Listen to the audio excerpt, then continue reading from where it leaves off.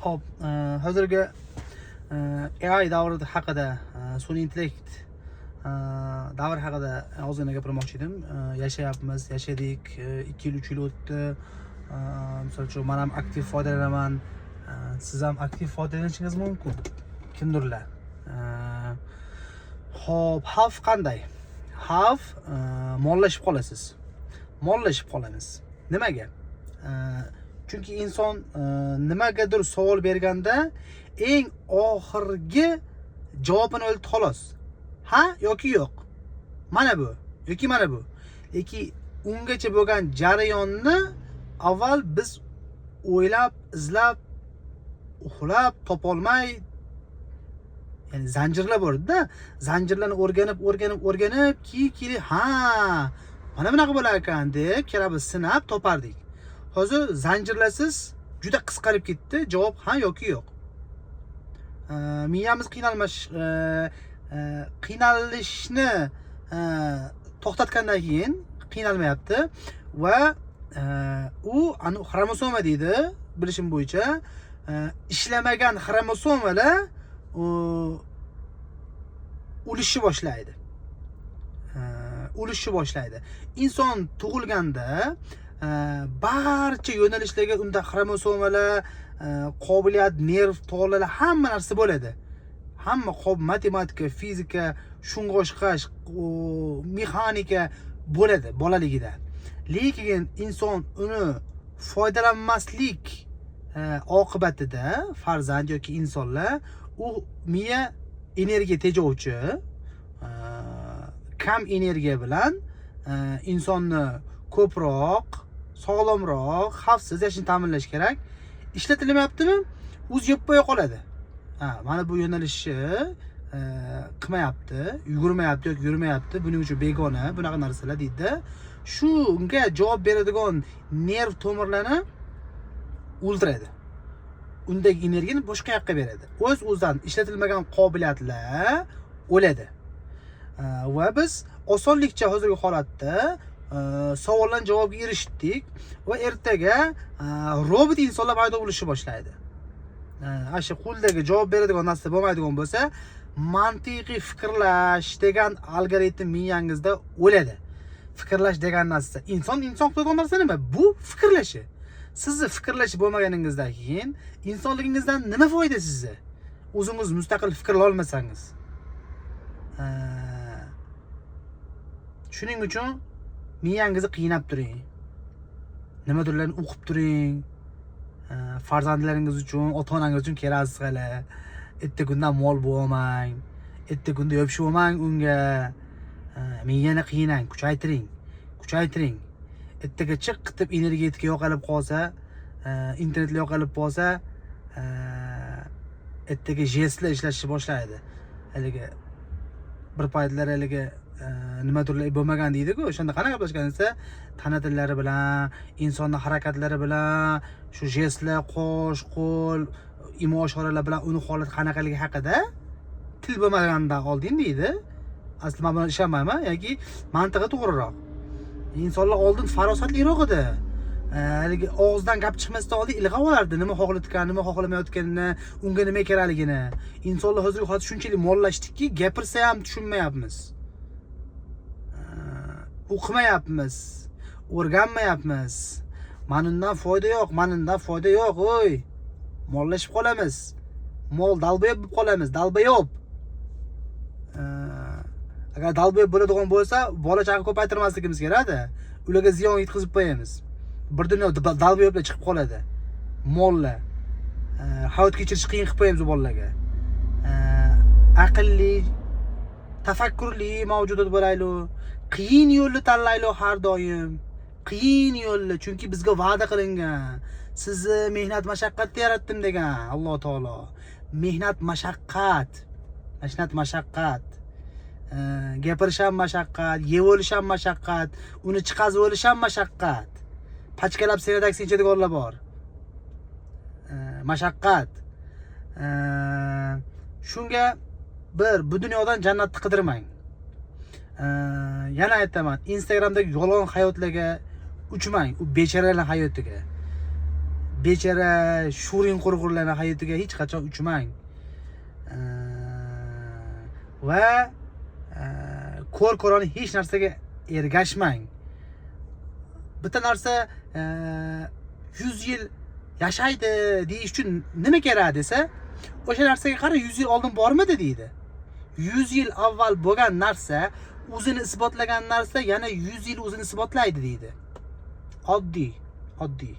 Lekin buni tushunib, o'rganib, oddiy shu tushunchani bilish uchun juda ko'p kitob, juda ko'p postlar, maqolalar, insholar, misol uchun. Lekin bitta shu tushuncha orqali meni hayotim yoki tanlovlarim qisqaradi. Yoki sizniki. Bu o'z-o'zidan kelmaydi. Endi siz nimadir tanlamoqchi bo'ladigan bo'lsa, soha tanlamoqchi bo'ladigan bo'lsangiz, zamonaviy kasbdan tashqari bitta nimadir 100 yil oldin nima bor edi? Svarka bor edi. Turadgorlik bor edi. Ya'ni kasbdan tanlayverasiz, mexanika bor edi. Kashf qilindi, hamma narsa bor edi. Shularni o'rganib qo'yishimiz kerak. Deb zamonaviy kasblaydi, internetida, poloyida, AIda, moderatorida jinni-kitti narsalarni qilavermasdan, realni, mexaniskiy, fiziskiy narsalarga o'zimizni ozgina bag'ishlashimiz kerak. Fikrlashimiz kerak. Qiyin masalalarni yechishga harakat qilishimiz kerak. Butun turli bitta tushunchaga umrini bag'ishlagan insonlar bor. 50 ga qarab ketyapti, endi tanilyapti. Bag'ishlashimiz kerak-da. Qurbaqada yaralganmiz degan hali kim edi? Bitta aka borlar. Butun haligi biolog. Juda mashhur, hamma o'qiydi. Shu ham butun umrini bag'ishlagan-da. Lekin nima yo'li desa, qurbaqada yaralganmiz, maymundan yaralganmiz deydi. Ya'ni shunchalik tushunchasi buzuq insonlarki, nima uchun shunaqa? O'zim tushunchamdan boshqalarni inson shunaqa tushunchasi noto'g'ri deyman. Biz maymundan yaralmaganmiz. Qurbaqadan ham yaralmaganmiz. Biz inson bo'lib yaratilganmiz. Oliy qilib yaratilganmiz. Lekin demoqchi bu tushunchasi buzuqlar ham jamiyatda o'z obro'sini topdi, yaxshi yashadi, boy yashadi. Nimaga? Umrini bag'ishladi shu narsaga. Siz ham o'zingiz sohangizga bag'ishlashingiz kerak. Eng qiyinlarini qilishingiz kerak. Oson bo'lmagan ishlarni qiling. Oson bo'lgan ishni hamma qilaveradi. Oson bo'lgan ishni bundan keyingi ma'noni aytaman. Bundan keyingi videoda jism degan muammosi bor. Shu jism muammosida muammo o'shanga faqat ikkita jism bo'lsagina osonlashadi. Ikkita jism bo'lishni o'ylash kerak. AI mavzusi edi. Hamma narsani so'rayvermang. O'qing. Tarjima qildiring menga o'shqab. Tarjima qildiramanman. Fikrlashaman to'g'ri. Lekin baribir o'zim fikrlashga majburman. Bo'lmasa men ham mollashib qolaman. Insonligim yo'qolib qoladi. Robotdan nima farqimiz bor? Robotdan farqimiz biz haqiqatlarga qarshi chiqamiz. 2 + 2 to'rligini inkor qilamiz. 2 + 2 to'r. To'g'rimi? Lekin inson bunga ko'nmaydi. Bu meni gapim emas. Insonning ichki dunyosini zamonaviy dunyoda ochib berish bo'yicha eng ustalardan bo'lgan Dostoyevskiyning gapi bu. Yer ostidan maktublar degan kitobda yozgan. Boshlar ichida insonni ta'riflaydi. Inson shunaqa maxluqki deydi. Inson deydi, haqiqatga rozi bo'lmaydi deydi. Agar u haqiqatga rozi bo'lsa deydi, u mexanikaga aylanib qoladi deydi. Inson nimasi bilan inson desa, o'ziga bilib turib zarar yetkazadi inson deydi. Shu qilayotgan qarori orqali, emotsional qaror qabul qilish orqali unga ziyon yetishini bilib turib qaror qabul qiladi deydi. Shunaqa inson deydi. Inson 2 + 2 to'rga rozi bo'lmaydi deydi. 2 + 2 to'r emas. 2 + 2 5 qilsangiz uni foydasiga deydi. Ishonadi. Yo'q deydi. 2 + 2 5 bo'lish kerak deydi. Va eng qizig'i, qarshisidagi inson uchun 2 + 2 3 bo'lishiga rozi bo'ladi. Eng qiziq joyi qarang deydi. 2 karra 2 5 bo'lishi o'zini foydasi uchun ekanligiga sizga dokazatsiya asos keltirib beradi gaplashsangiz. Haqiqatda shunaqa deb chiqaysiz.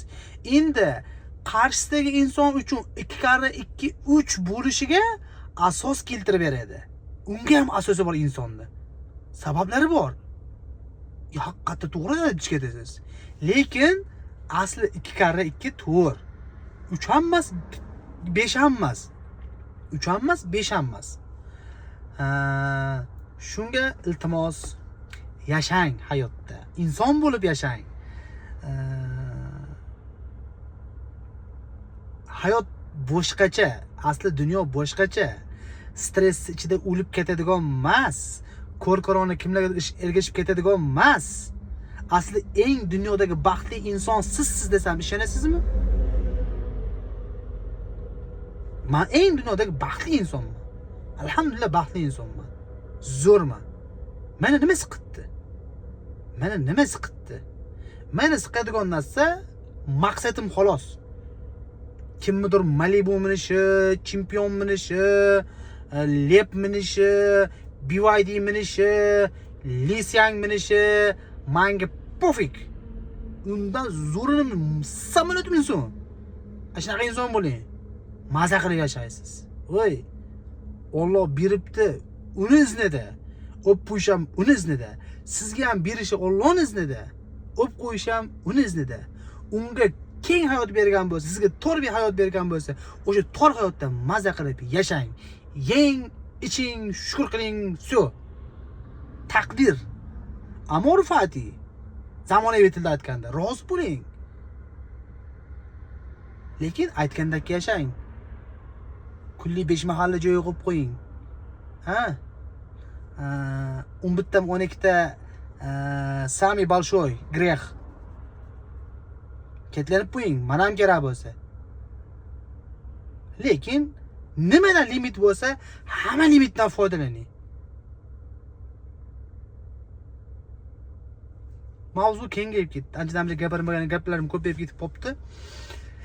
Xullas, miyangizni qiynang. Miyaga qiynaydigan zagrozka berib qo'ying. Miya tutasin. Qiynalsin. Kengaydi miya. Yashaydi shunda miya. Miyaga qiyinchilik yoqadi, maza qiladi. Bitta matematik savolga oxiri javob topgandan keyin, o dopamin, kofeinlar shunaqangi sizga maza qiladi. Shunaqa maza qilishni o'rganing, birodarim, opam, singlim. Miyani qiynash bilan shug'ullaning. Shunda inson bo'lib qolasiz. Insonligingizni saqlab qolasiz. Siz ham, men ham. Rahmat.